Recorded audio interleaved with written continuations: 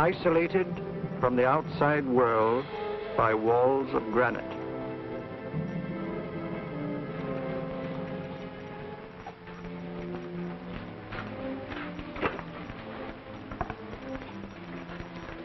They say you could get out of here by merely telling what you know. You may or may not be another Scotland Yard bloke. But I'll give you the same answer I gave the others. I still have 2 years, 8 months, and 6 days left in which to make musical boxes. That'll be sold at auction for the benefit of this delightful sanctuary. And I intend to serve them.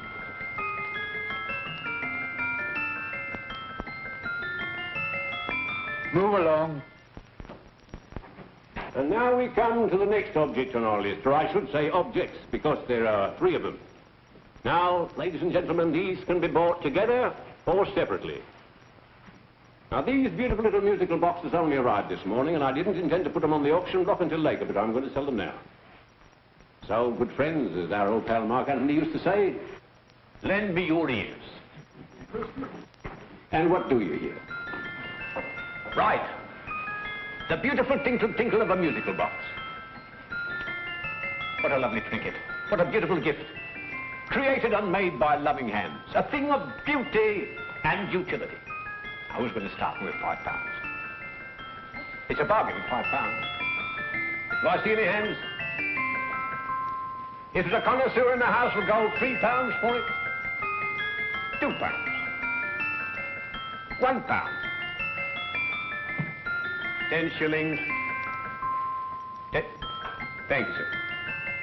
Ladies and gentlemen, 10 shillings is offered for a musical box you couldn't buy anywhere in London for less than £5. It'd be stealing to let it go for 10 shillings. Like taking milk from a baby. All right, we're selling for 10 shillings. 10 shillings, 10 shillings is offered, 10 shillings is offered, 10 shillings is offered. Does anybody give me £1? Will give me £1? Oh, won't someone give me a pound? £1 is offered, £1 is offered, ladies and gentlemen, £1 is offered. It's against you, sir. Will you go to £2? We go to £2, sir. £2. £2 is offered. £2 is offered. Going once. Twice. Third and the last call.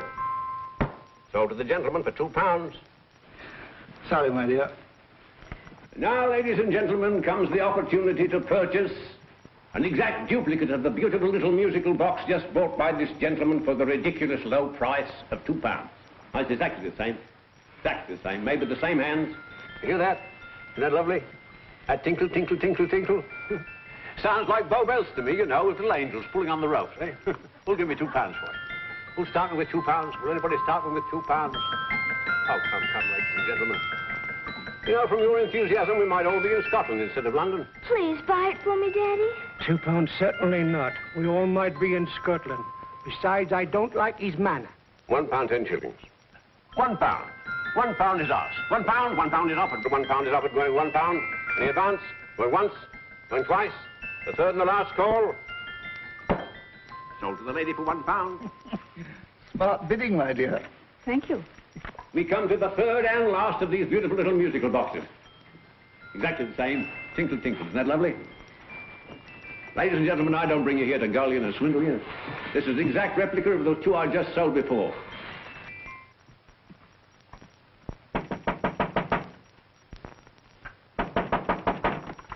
We're closed. But this is extremely important. Come in, sir, come in. I'm sorry to disturb you, but I was unfortunately delayed from arriving in time to bid on certain articles which I was rather anxious to obtain. Oh, perhaps they weren't sold, sir.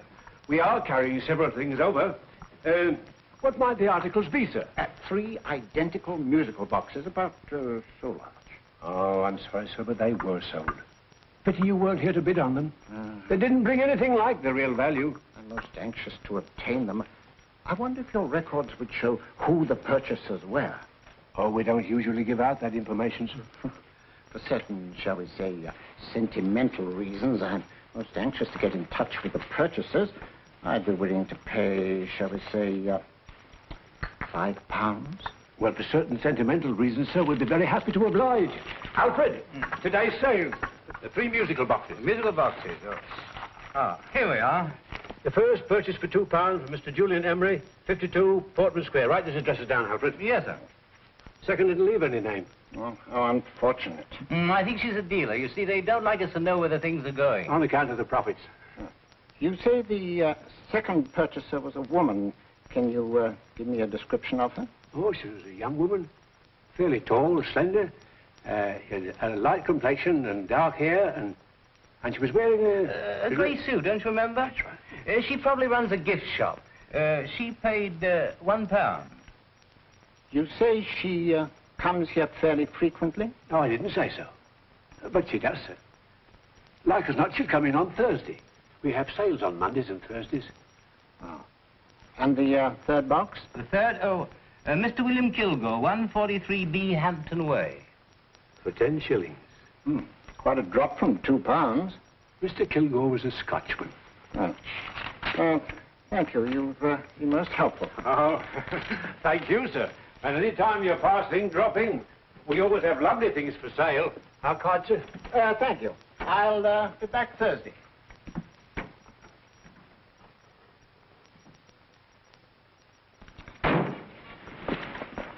The message reached us too late. Musical boxes are being sold. Well, let's get out of here.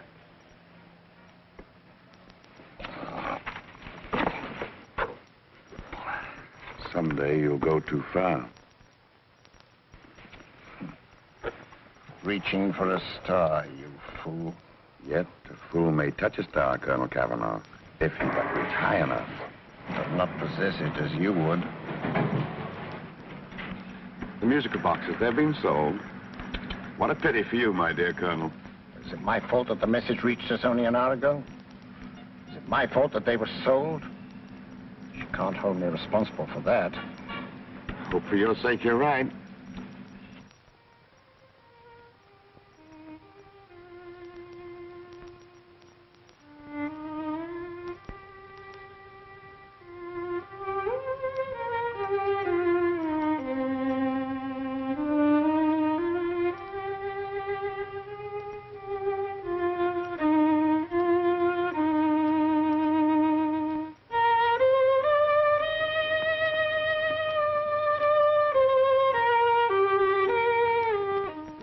Upon you tonight at 7:45, a gentleman who desires to consult you upon a matter of the very deepest moment. Remember that letter, Holmes? It was written over 2 years ago.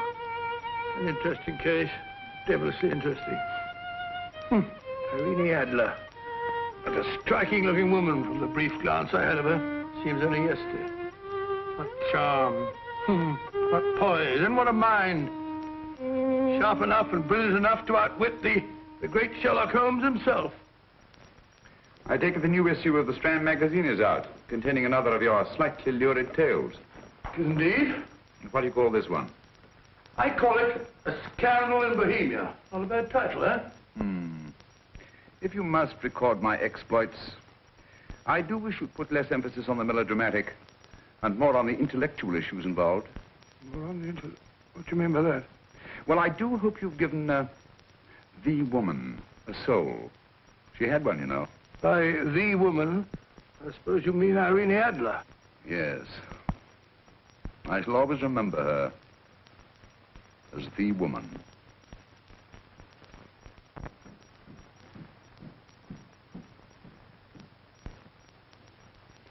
Come in. I think. That's old boy. How are you? How are you, old boy? I haven't seen you for years. I want you to meet my old friend Sherlock Holmes. Holmes, this is Stinky. In other words, Julian Emery. How do you do, Mr. Emery? Watson has often spoken of you. Oh, has he? Yes, we were at school together. Yes, more years ago than I care to remember, but you didn't come in here just to remind me of that. No, I just happened to be in the neighborhood and saw your lights burning, so I took the liberty of looking you up. Still writing your mystery stuff? Yes, there's a new one out this week.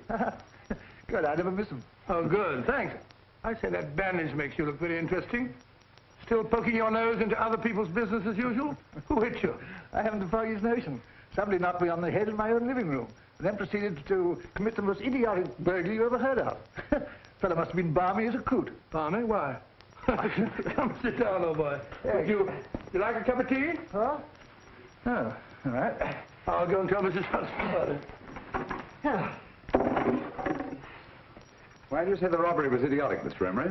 Oh, simply from the fact that with about £5,000 worth of musical boxes in my living room, the thief, who I caught in the act, made off with one that isn't even worth £5. I gather you're a collector of musical boxes. Yes, I am indeed.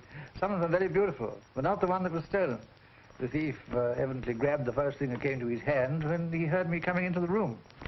Still, it's rather odd, isn't it, that having disposed of you, he didn't pick up something more valuable. Mm-hmm. Was there anything unusual about the stolen box? No, nothing at all. No, I picked it up in the south of France, several years ago. You say you have many valuable music boxes. And yet the thief made off with one that isn't worth £5. Sounds like rather an intriguing little problem. Well, I take it that he was just an ordinary petty thief and didn't know the value. That is a possible explanation, and yet I venture to say that the average petty thief has a more extensive knowledge of the value of objets d'art than the average collector. Well, anyway, that's Scotland Yard's theory. They didn't get very excited about it. That's consistent anyway. I wonder if I might see your collection, Mr. Emery. Oh, of course you could, yes. Nothing a collector likes more than showing off his trophies. When would it suit you? No time like the present. Good.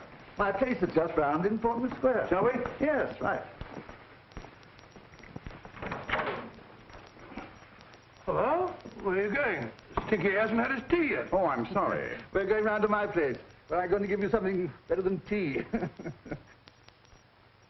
Now, this one was made for Louis XV, and is one of the very few still in existence from that period, and a particularly fine specimen at that.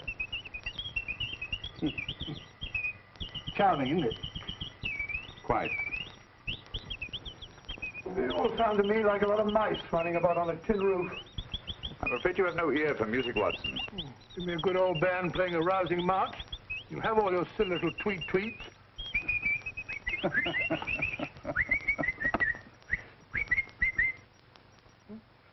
No room.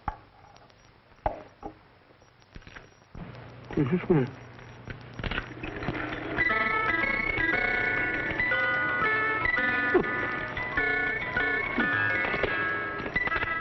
Stupid thing. Singing rabbit. What would you say offhand is the value of a box like that, Mr. Emery? Well, it's hard to say offhand, but I think it would bring about £500 or £600 today. It's the gem of my collection. Yet a thief who steals an oddity like a musical box passes up one worth £500 for one of almost no value at all. Odd. Very odd. What was a stolen box like, Mr. Emery? Oh, just a plain wooden box about so big. Mm-hmm. As a matter of fact, I have one over here almost exactly like it. I picked this up yesterday at an auction room in Knightsbridge. Paid only £2 for it. Of course, I wouldn't in the ordinary way add one like this to my collection, but the tune intrigued me. I'd never heard it before.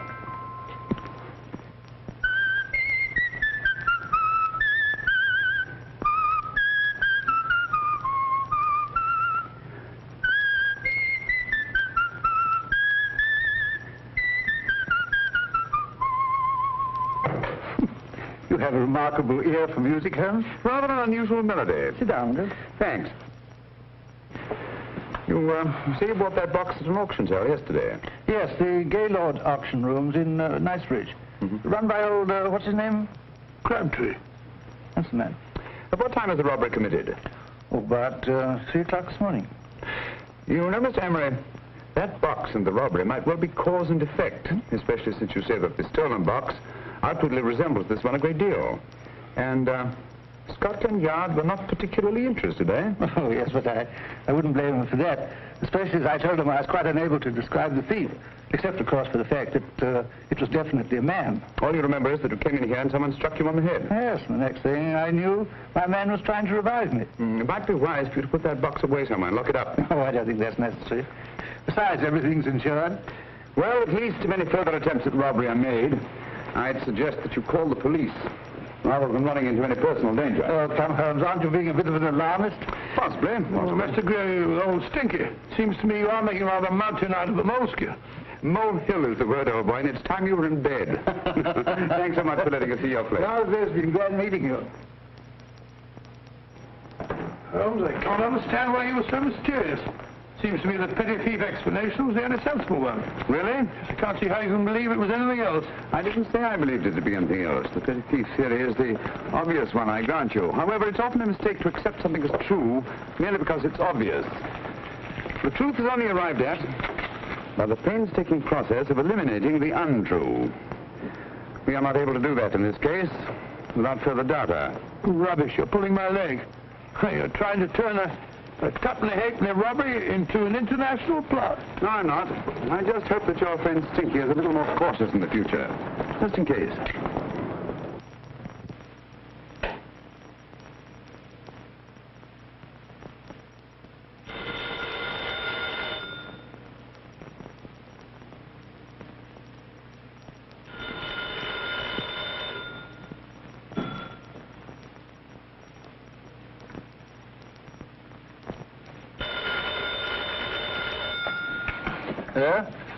Yeah?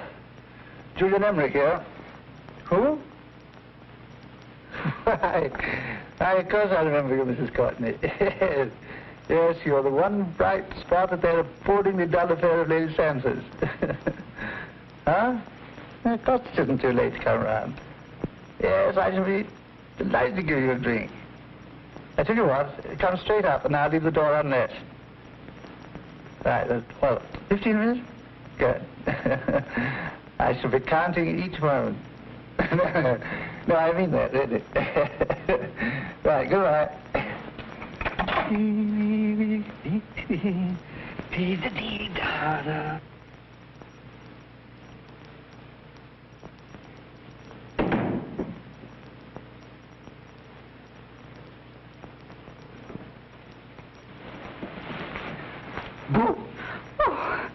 You startled me. Did I? Yes.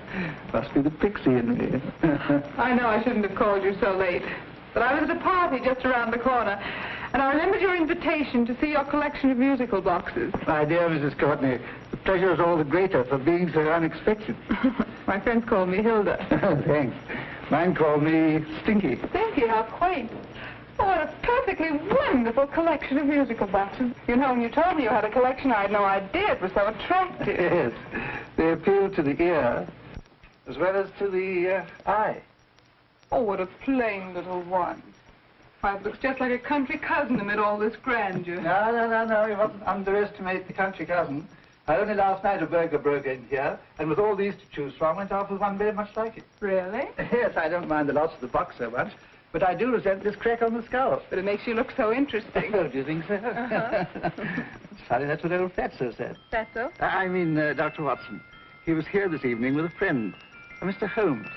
He's interested in my collection, too. Sherlock Holmes? Yes. Do you know him? I've heard of him. Yes, he seems to think I'm in some sort of danger. What a haunting tune. It takes me right back to my childhood. Really? Do you know, it's odd that you should be interested in that particular musical box. Odd? Why? Because Mr. Holmes is also interested in it. He may have been more interested in the tune than in the box. My dear, yes, that's right. I remember now. He whistled it note for note, having heard it only once. Really? He must be a remarkable man. Bit of an alarmist, if you ask me. Don't you believe in warnings? Of course not. Who'd want a box like that? I would. You're not serious. Oh, but I am. Well, you put me in a very awkward position. I'm a collector, you know. And the collector buys but never sells. But if the price were high enough... Price has nothing to do with it. It's the principle of the thing. Yes, well, we haven't had our drink. No, thanks. I must be getting along. Must you really? I'm afraid so. You're not walking out on me, are you? My reputation. Stinky. I say, you know, you are an attractive woman. Thanks.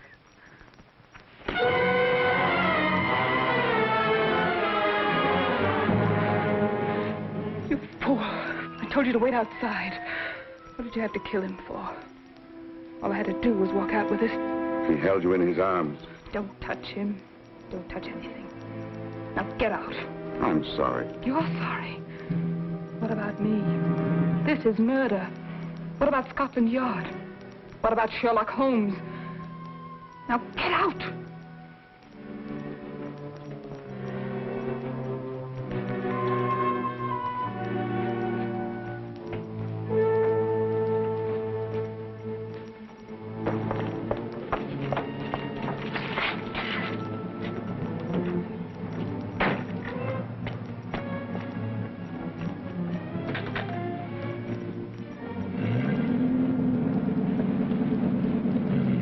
did it?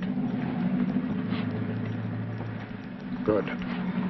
Did you have any trouble with him? Just a matter of murder. Ah, Mr. Holmes. Hopkins. Thanks for coming so promptly. Inspector Lestrade suggested that I call through to you. Mr. Emery was the client of Mr. Holmes, Inspector. Indeed. You didn't mention that when I telephoned you, Mr. Holmes. Well, not exactly a client, Inspector. Sergeant Thompson? He was killed between the hours of 11 and 2 o'clock this morning, Mr. Holmes. Must have been someone he knew, someone of whom he had no suspicion. Poor old Stinky. It's all my fault. I should have prevented this. Well, it's no time to start talking about that now, Doctor. Apparently it's gone. That's the second attempt on the musical box that Emery bought at the auction sale. And this time it was successful. But that box was only worth £2. It was worth a man's life, Watson. I think we'd better pay a visit to Gaylord's auction room and that fellow Crabtree. Inspector, may I suggest that you make a complete search of this flat for a small, plain, musical box about that size? Thank you. Come on, Watson. You say the first box went to Mr. Julian Emery. The second to Mr. Kilgore, 143B Hampton Way.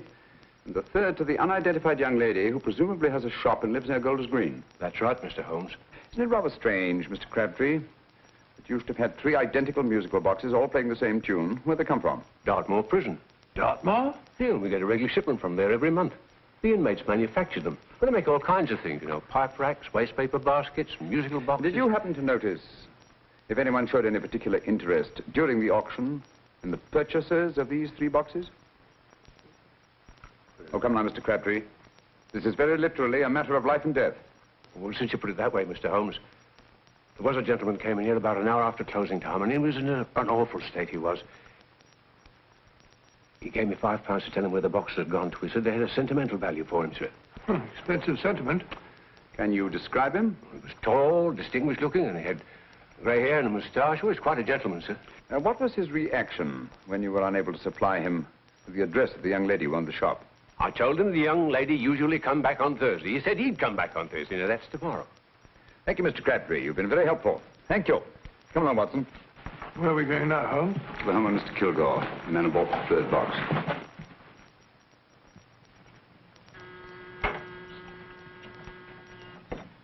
But hang it all, Holmes, how do you know those other 2 musical boxes are of any importance? I don't, but I certainly have no intention of waiting until the owners are murdered to find out. No one at home. I hope that's the explanation. I'll have a look through this window.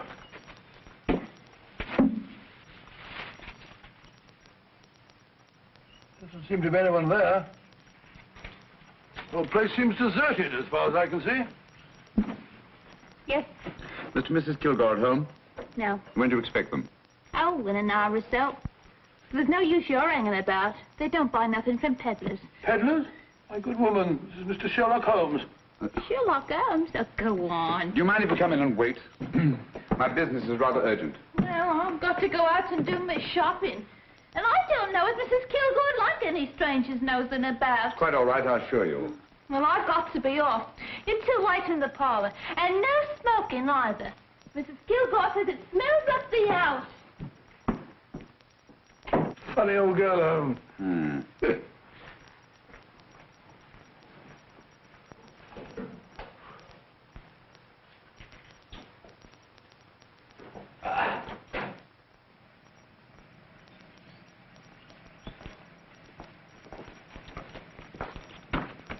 Park Lane. Park Lane? And what would the likes of you be doing in Park Lane? Now, don't worry about the fare, Ducky. If you know how to get to Park Lane, up it.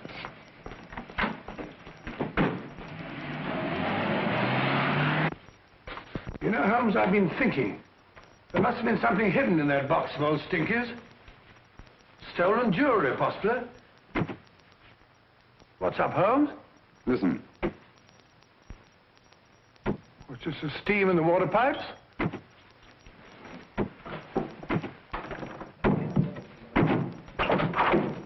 Watson! Great Scott! Come on, Holmes. Get on the chair here.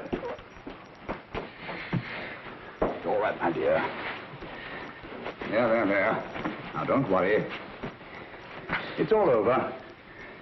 There you are, dear. Don't cry anymore. She tied me up and shut me in the cupboard. I know. She won't come back. Did you show her your new musical box? Yes, she said she wanted to hear it play, and as soon as I showed it to her, she grabbed hold of me. I know. Now, don't worry. We'll buy you a new musical box. Yes, my dear, the best one in London. Watson. Oh, what a fool I've been. What do you mean, Holmes? She took the musical box out of this house and that market basket. Right under our very noses. Why could the Kilgore charwoman want to take the music box? She isn't a Kilgore charwoman. She's a consummate actress. An extremely clever, unscrupulous woman who will stop at nothing. Take care of the child, will you, Wolfella, till our parents get back. Explain everything to them. Of course I will. But, Holmes, where are you going? Somewhere, somehow. I must get to the young lady who bought that third musical box before our opponents find her. I only hope that I won't be too late. Oh, no. No, darling, you mustn't cry anymore. Now, cheer up. Would you like to hear old Uncle make a noise like a duck?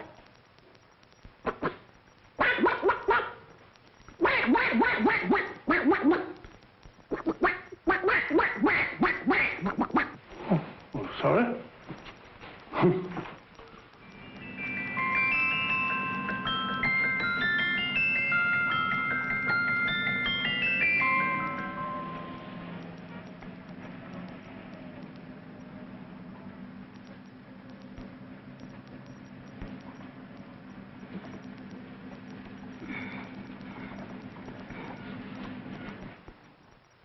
Now, ladies and gentlemen, how much am I offered for this beautiful lace Dresden china figurine? A lady of the French court. Now, this is the genuine article. What a beautiful ornament for your mantelpiece. Or you could use it as a centerpiece on the dining room table. Now, will somebody start me for £10? Will somebody start me for £10? £8? £7? All right, £5 is offered, £5 is offered, £5 is offered, £5.10, £5.15, £5.15. £6 is offered, £6, going once, going twice, the third and the last call. Have you all done? Sold to the lady from Twickenham for £6. Next, we have a real museum piece, ladies and gentlemen. A fine 19th century doll. A costume and exact replica of the holiday clothes worn by the Hungarian peasant women. Now, ladies and gentlemen, an article like this would cost you from £15 to £20 in a West End shop. I'm not going to ask for anything like that. Who'll give me £2 for it? £2. Anybody offer me £2? £2 for the Hungarian? £2? £1. What? Does anybody give me £1? Anybody offer me £1 for the doll? £1 is offered, ladies and gentlemen. £1 is offered. Now, I'm not going to waste your valuable time or mine in trying to get one half of what this beautiful doll is worth. If the young lady can steal it for £1, that's her good fortune. So it's going once, it's going twice, the third and last call. Any more? Sold to the young lady for £1. And now, ladies and gentlemen, may I draw your attention to something which may be a great surprise to you, worthy of any collection. The only other one like it is in the British Museum. It's a Ming vase of the 7th dynasty. This vase lay in a large collection somewhere outside Rome for over 2 centuries, I understand. It was discovered there by the noted antiquarian Sir Andrew Coppleston. Now, some of you may remember Sir Andrew Coppleston. Besides being a noted traveller and antiquarian, he's also a gentleman rider.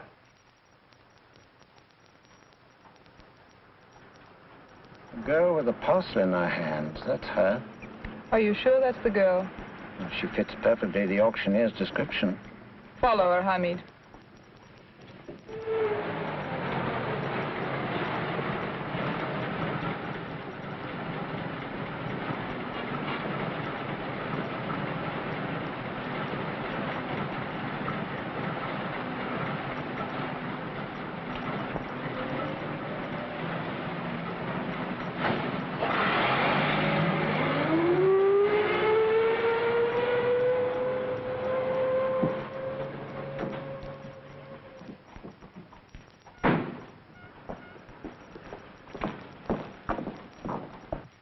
Lovely, dear. And only £1. We can get at least 3 for it. Easily. I'll go make some tea. I could do with a cup. Right.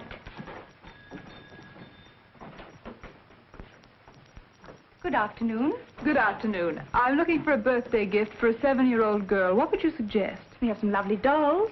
Now, this Hungarian I think she has enough dolls already. Books are always welcome. Well, I'm looking for something a little different. Well, that's rather cute. What is it? Well, that's a musical box. Children always love them.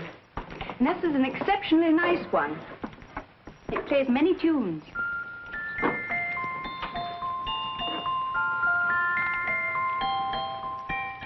Have you any others? Yes. If you'll just step this way. I have only 2 left.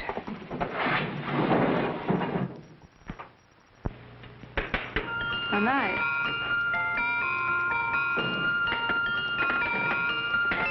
Are you sure this is all you have? I'm sorry. They're rather hard to find, you know. That's our entire allotment. I did have one other, but I sold it earlier this afternoon. But it was only a plain wooden one. It wouldn't have been a very nice gift for a child. Really? Do you happen to know who the purchaser was? Why, yes. He left his card, just in case anyone should inquire for him.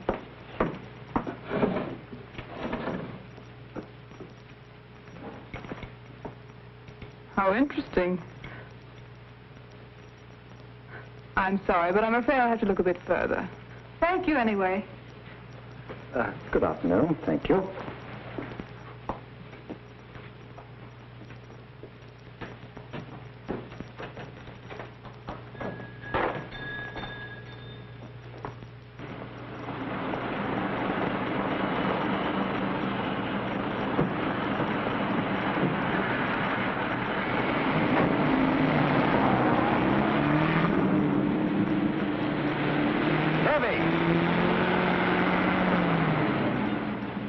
Follow that cab. Here, now, what? Scotland Yard. Hop in.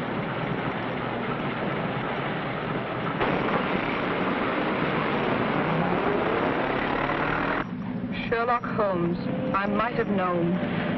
We thought we were the hunters, instead of which we're the hunted. We've been fools. We played right into his hands. Of course. He's had us followed. Don't look. The man in front of the toy shop. Hamid. Turn sharp right at the next corner and again at the next.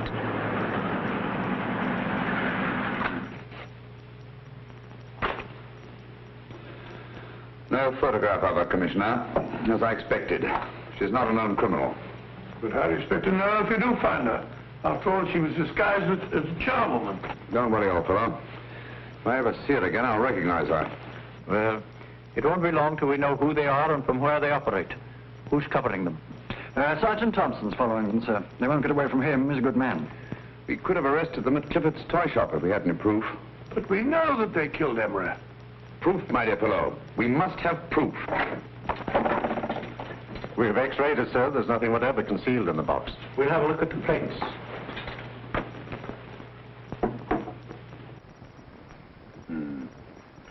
There must be some clue. And it's probably so obvious that we've all overlooked it. Seems to me we're up against a bunch of lunatics. Not lunatics, my dear fellow. Extremely astute, cold-blooded murderers. What can these little musical boxes have in them that's so important? Don't forget, they were made in Dartmoor prison. You can smuggle stuff into prison, but not out. You want us to break the box apart, sir, to see if there's anything the x-ray hasn't caught? No, not yet. Do you mind if I take it? Certainly. Thanks.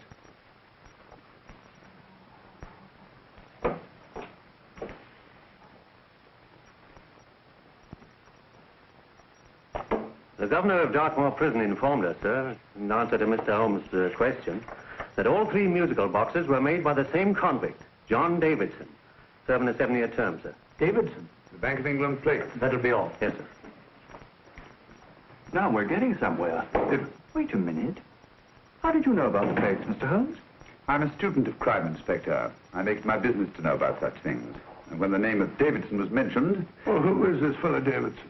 As long as Mr. Holmes seems to know all about it already, I suppose there's no harm in telling you. 2 years ago in London, there occurred a robbery of such tremendous importance, although the stolen articles themselves have no intrinsic value whatsoever, that the Home Secretary was instrumental in seeing that not a word of it appeared in any newspaper. But you never told me anything about this, Holmes. You were away at the time. Articles of no intrinsic value and yet of such importance? I don't understand. Davidson was apprehended within 15 minutes of committing the theft. But by that time, He'd hidden the articles in question, and they've yet to be found. Before going further, Dr. Watson, I must inform you that this matter's not to be mentioned outside of this room. Of course not. Do I look like a man who'd gossip?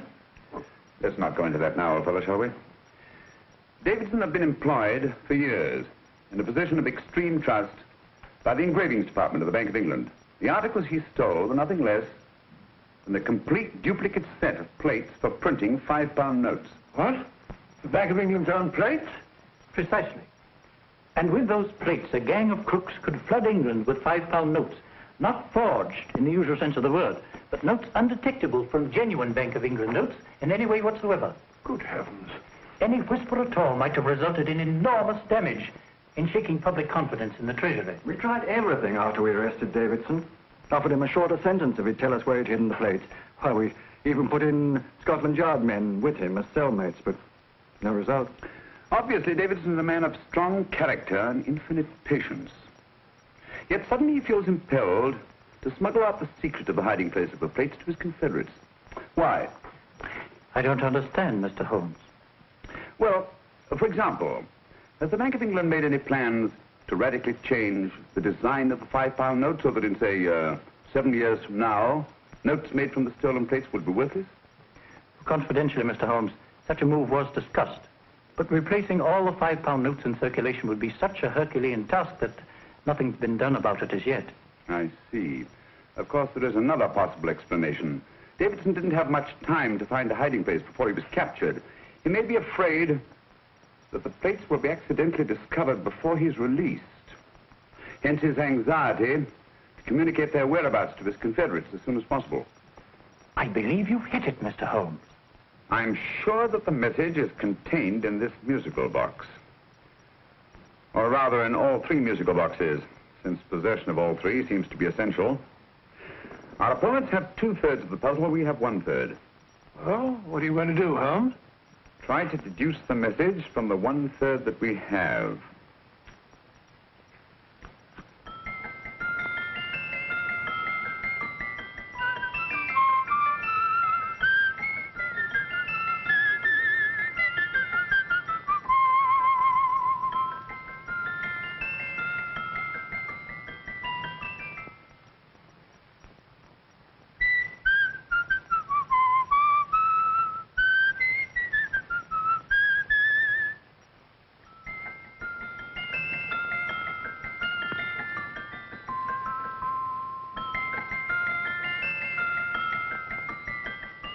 It's the same tune as the one played by Emery's musical box.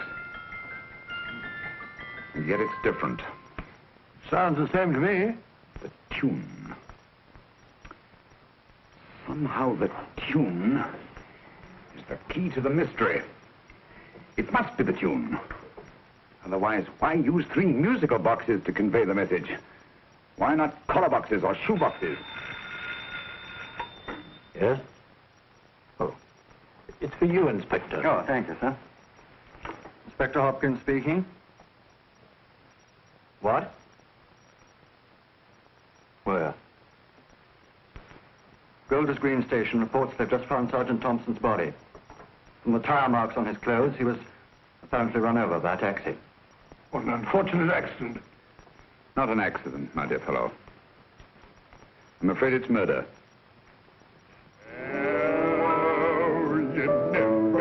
Just who you're going to meet when you're walking down a busy London street. Mrs. Orchid, Mrs. Brown, any subject of the crowd. Oh, you never know just who you're going to meet. So you better hold your topper in your hand, just in case you meet a lady on the Strand. Girls will think you're kind of sweet, and your day will be complete. Oh, you never know just who you're going to meet. Now, a gentleman is judged by his appearance. Yes, a gentleman is judged by how he talks. Now, he's much better off when he's acting like a top, especially if he's taking him a walk. What on earth is this outlandish place? A rendezvous for actors. Actors? Buskers, old boy. You've seen them 1,000 times. Actors who entertain the queues, waiting outside theaters.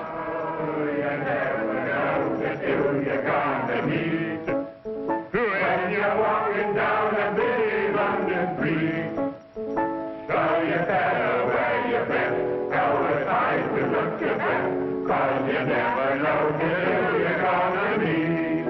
So you better keep your manners right in view, just in case the lie you give the house you do.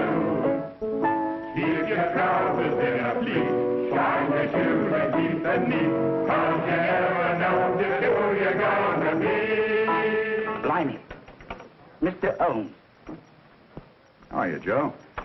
Never met him. And yourself? Fine, thank you.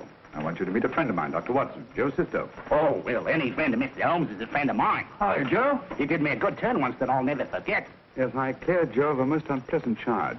Murder, no less. Really? By proving to the satisfaction of the police that he was busy at the time blowing open someone's safe. That's right, Governor. Good gracious me. Joe, now you can help me. Come on, buzz off, buzz off. Come on, off it, off it. Can't a gentleman have some peace and quiet around here? And you too.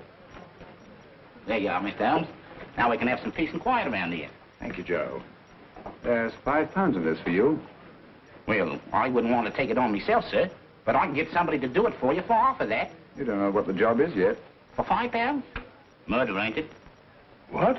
No, Joe, not murder, just music. I want you to identify a song for me. Oh, there ain't a song that's been written that I don't know. That's why I came to you. Of course, the violin is more my instrument, but, oh, well, here we go. Now listen to this, Joe.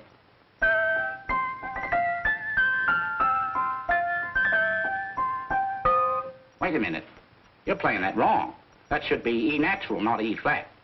You know the song? Oh, yes. It's an old Australian song called, The Swag Man. But you're playing it all wrong. That's what I hoped you'd say. Now listen again, Joe.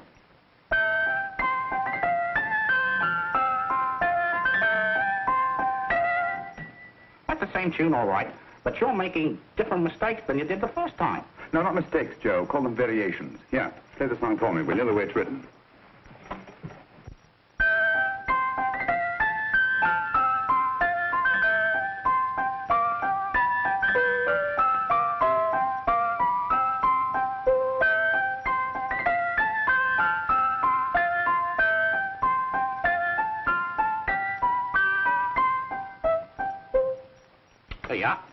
Thank you, Joe. What's it mean, Holmes? You onto something? Perhaps. I don't know yet. It's probably a code of some sort. Joe? Could you write the song down for me? The way it was originally written? Oh, sure, Mr. Holmes. But it'll take a few minutes. Here, Mabel. Pale ale. Come on, off to it. Along with it.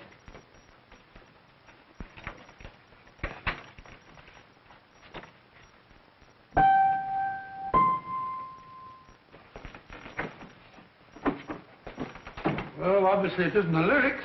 No combination of those words made any sense at all. The variations in the way Emery's musical box played the tune are different from the variations in the one we have. You sure? Quite. You see, I took the trouble to memorize the tune as played by Emery's box that night we were with him in his flat. Holmes, you amaze me. Elementary, my dear fellow. One of the first principles in solving crime is never to disregard anything, no matter how trivial. Why there are 3 boxes? Why not 1? Because the message was obviously too long to be conveyed by any one variation. Then there's the 3rd box, the one that woman took from the Kilgores. That contains yet another set of variations. Yes, well, it's all beyond me. Well, all we have to do now is to find the secret of the variations. Not a very easy problem to solve, my dear fellow.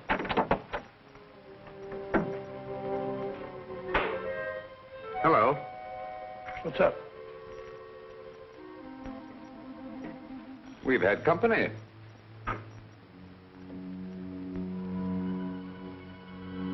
I say, this is outrageous.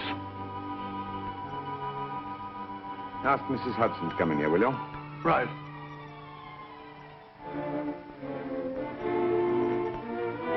Mrs. Hudson? Yes?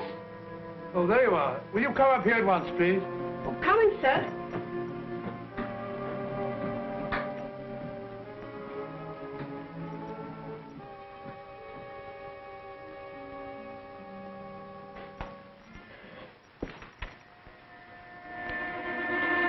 Mercy me, Mr. Holmes. What has happened? Who called while we were out, Mrs. Hudson? Just a young lady. The one who said you wanted her to wait for you. And a nice-looking old gentleman with Our her. friends again, Watson. Friends? What did the young lady look like? Oh, I couldn't see her face. She had a heavy black veil on. But she had such a nice way with her. Oh, I'm sorry, Mr. Holmes, if I've done anything wrong. But you did say I should always let clients come in and wait for you. Don't worry, Mrs. Hudson, don't worry. You had no way of knowing. It's quite all right, quite all right. Now, don't worry, Mrs. Hudson. Don't worry. Where on earth's the musical box? They didn't get it. Didn't get it? Where is it? It's in your hand. Huh? In that biscuit jar. Pick the biscuits off the top. Now put your hand inside, and you'll find the music box. Well done, Holmes. Well done. Amazing.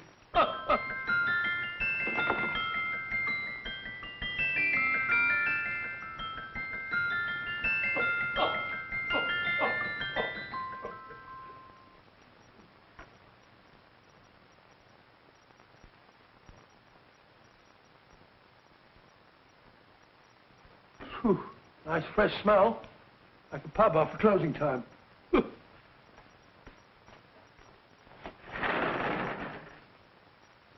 I say, Holmes. What? This morning. Allow me to congratulate you on a brilliant bit of deduction.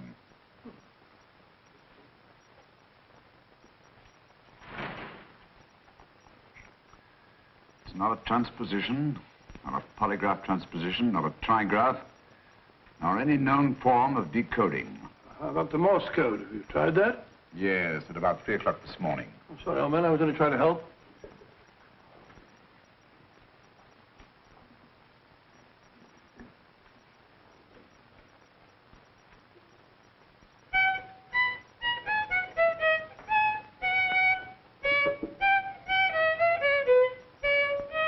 Oh, do me a favor. Not again. Must have heard that thing 1,000 times. Kept me awake all night.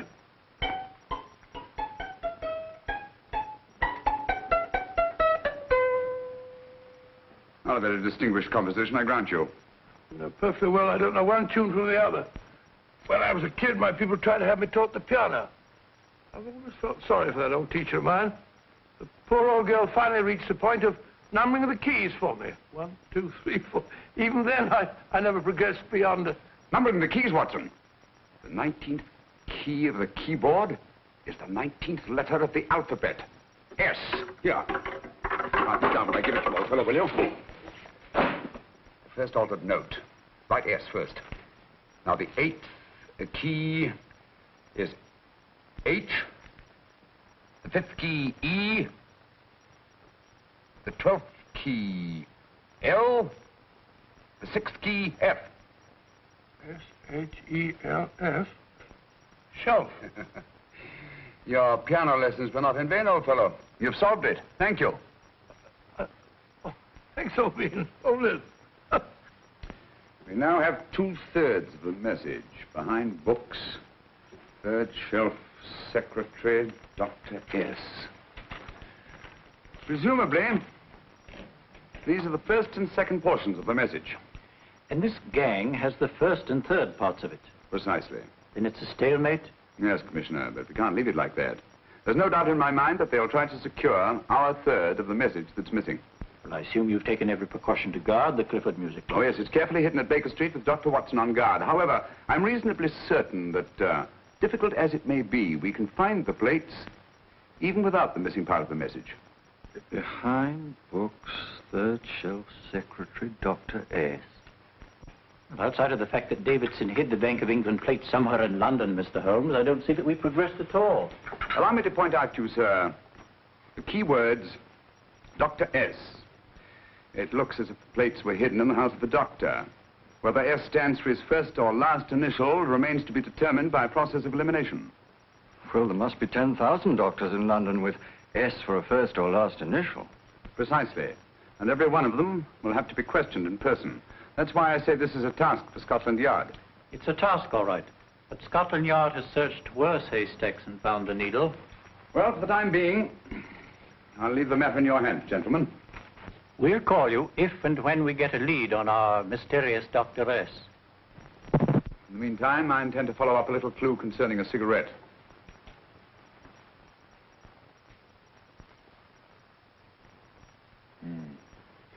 You're certain of the identification of the tobacco? Absolutely. I have made up this special blend for only 3 customers. It is almost pure Egyptian, with a mixture of latakia for added body, and a pinch of perique. Merely a whisper, as one might say, for elusive fragrance. Yes, yes. And the 3 customers? Major Wilson in Bombay, India. Mrs. Catherine Leamington Smith in Ireland. Yes, and the 3rd? Mrs. Hilda Courtney of Park Mansions, Bryanston Square. Thank you. Thank you very much. You've been most helpful. It is a pleasure to have been of service, Mr. Holmes.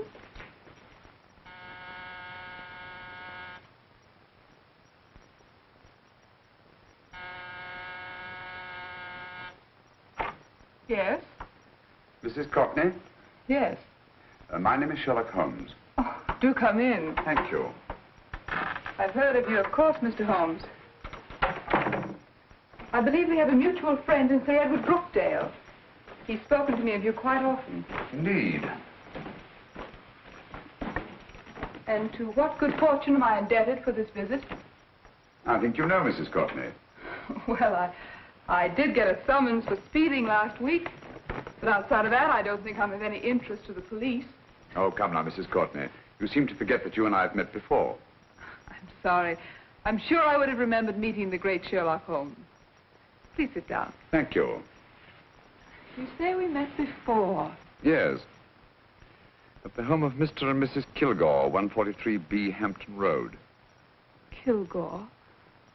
I don't think I know anyone of that name. Well, I didn't say you knew them. As a matter of fact, you called on them when they were out. I don't understand, Mr. Holmes. Really? And you were dressed rather differently. Indeed. Cigarette? Thank you.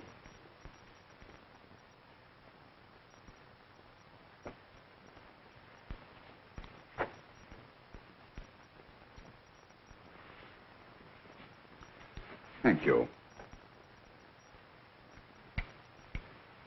You know, Mrs. Courtney, people generally forget, in assuming a disguise, that the shape of the ear is an almost infallible means of recognition and identification to the trained eye. Evidently, you've mistaken me for someone else. Oh, no, not at all. Though naturally, I expected your denial. But when you paid your visit to my rooms at Baker Street, you carelessly left behind another identification. They're, identical, aren't they? Yes, I must admit they are. You see, Mr. Holmes, to catch one as clever as you, I had to use a very special lure. I knew you'd be unable to resist the bait of my cigarette, having read with great interest your monograph on the ashes of 140 different varieties of tobacco. I should advise you not to move, Mr. Holmes.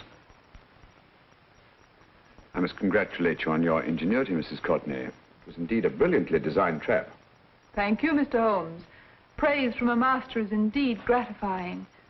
I shall always cherish the memory of your flattering words.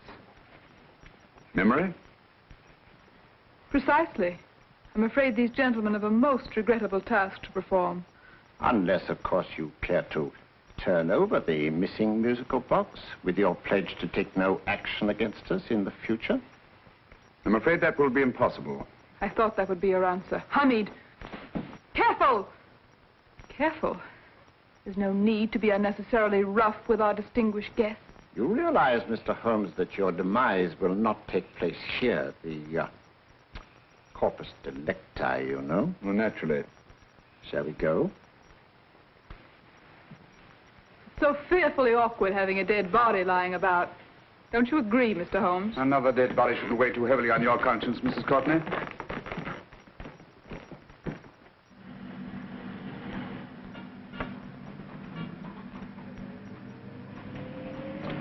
You mind if I have a cigarette? Don't see why not.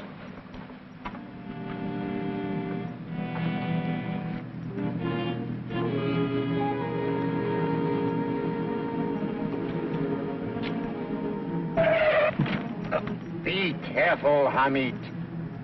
It's the brakes, they bind. Thank you, Colonel Kavanagh. It's very considerate of you.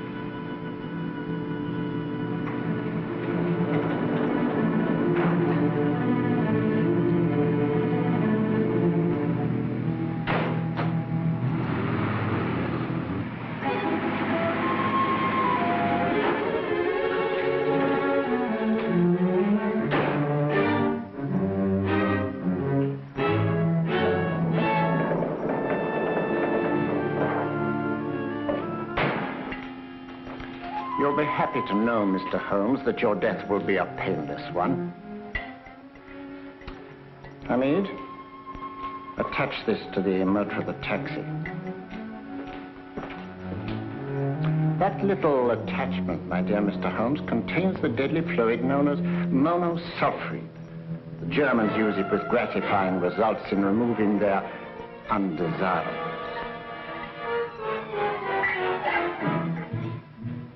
Start the motor.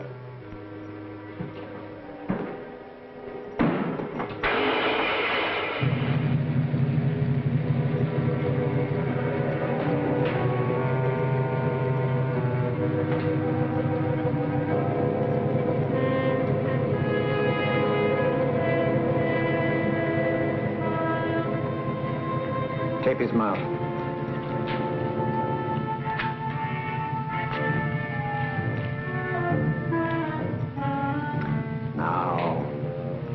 Up with him, Hamid.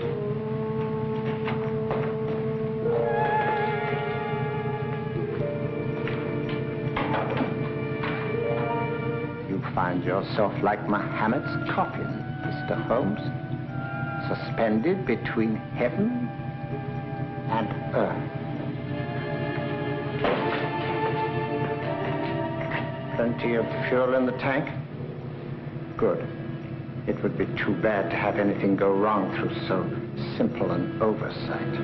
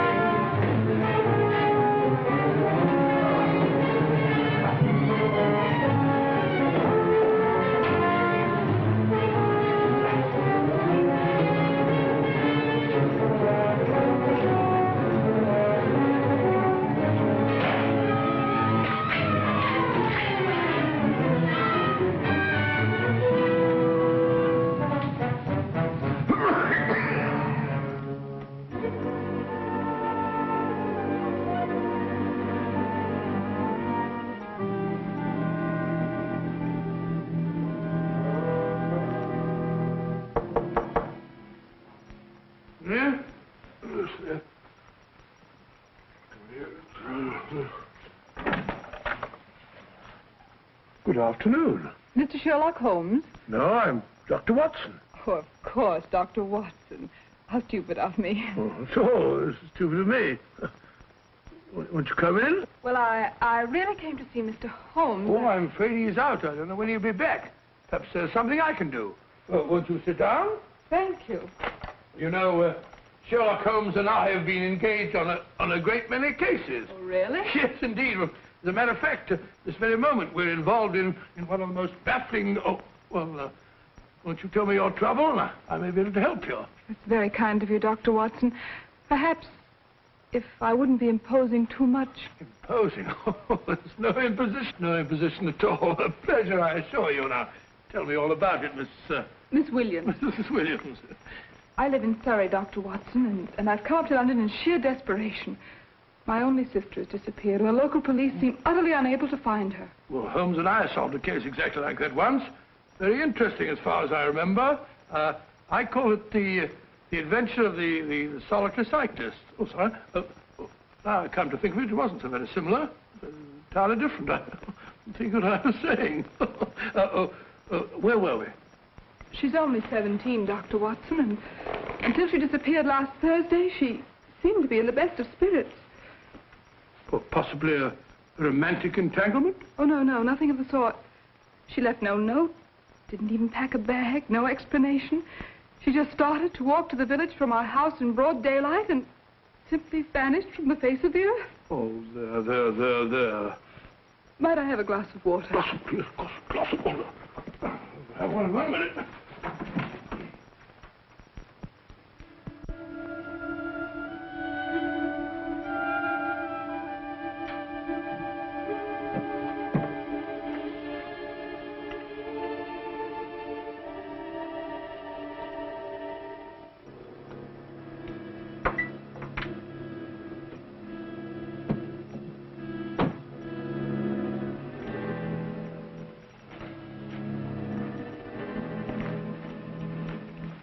There you are, my dear. Thank you, Dr. Watson. No, you're not to cry anymore. You must pull yourself together. Oh, I feel much better already knowing that you're going to help me. Oh, Dr. Watson, look! Good heavens!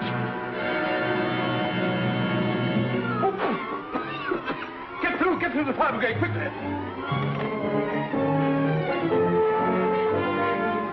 Haven't you a fire extinguisher? By George, we have in the kitchen.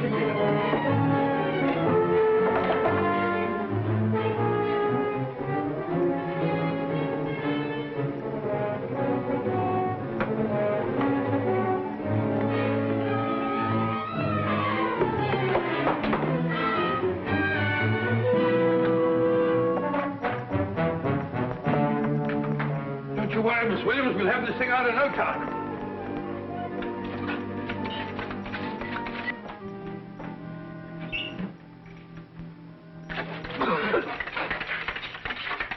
That's got it. Get the bear. Well, you see, there was no need for the fire brigade after all. I hope you weren't too frightened, Miss Williams.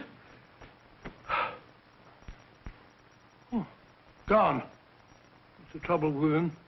They always lose their heads in an emergency. Well...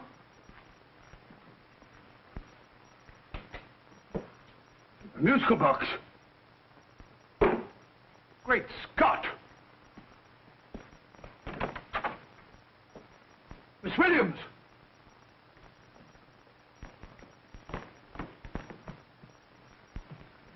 Well?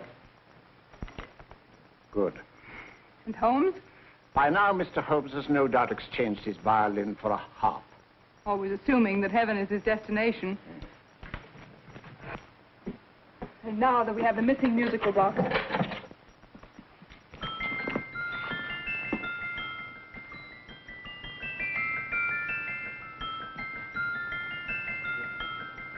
Nineteenth note.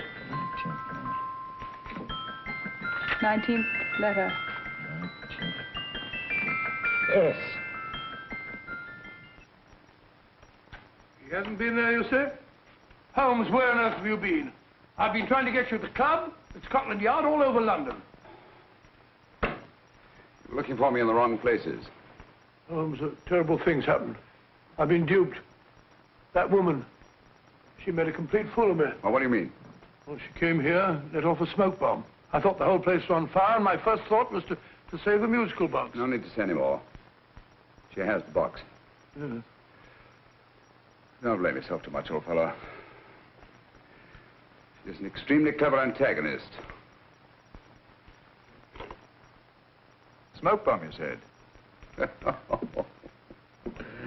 Well, you can console yourself with the thought that your charming friend is at least a reader of yours.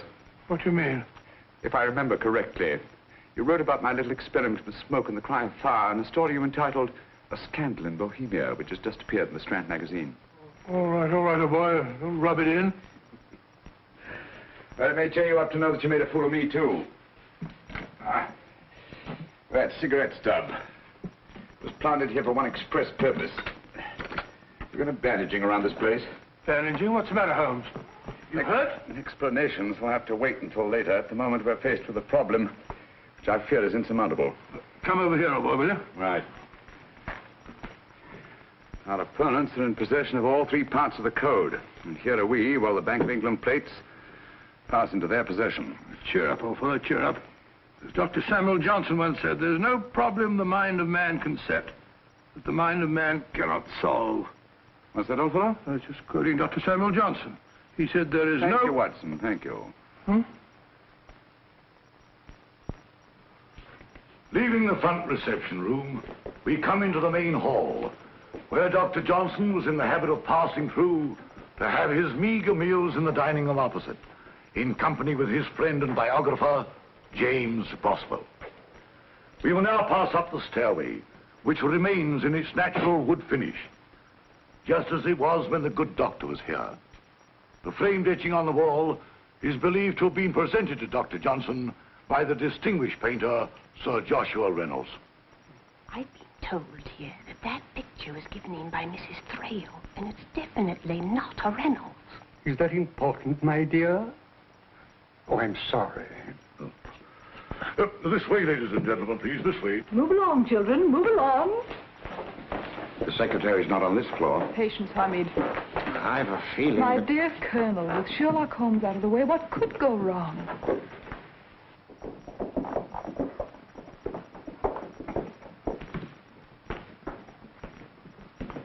And here we have the Garrett Library, in which Dr. Johnson wrote his famous dictionary, and in which you will see also many of the great man's books and other items of interest. Step forward, ladies and gentlemen, please, step forward. Standing in the corner is the secretary, which contains many of the original works by the literary genius. On this table, Dr. Johnson's cat, Hodge, used to sleep while his master worked. A strange thing about this cat, ladies and gentlemen, was its love of oysters. They do say that the dear doctor often went hungry to find the cat that delicacy. What a pity. Now we will visit the grey room, which is immediately below us, in which you will see the very bed in which Dr. Johnson died. What did he die of? Gout. Just gout. This way, ladies and gentlemen. Mind the steps, please.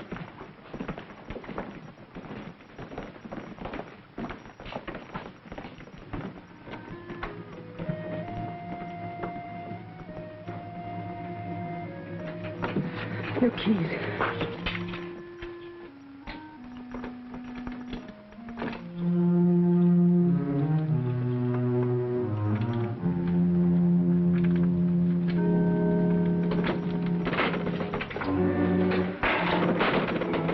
Third shelf up.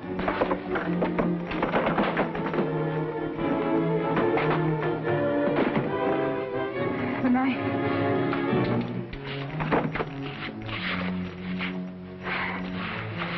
Gentlemen, the Bank of England plates. Well, Mrs. Courtney, so we meet again. No, I shouldn't do that if I were you, Colonel Cavanaugh. I must congratulate you, Mr. Holmes. You're far more clever than I thought. Thank you, Mrs. Courtney. Praise from you is indeed gratifying. I shall always cherish the memory of your flattering words. Memory? Oh, thank you. And now I have a most regrettable task to perform.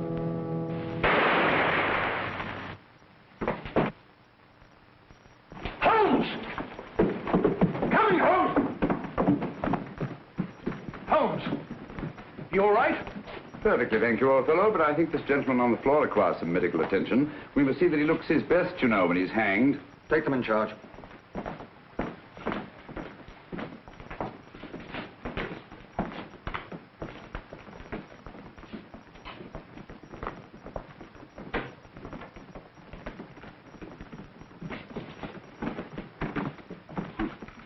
A brilliant antagonist.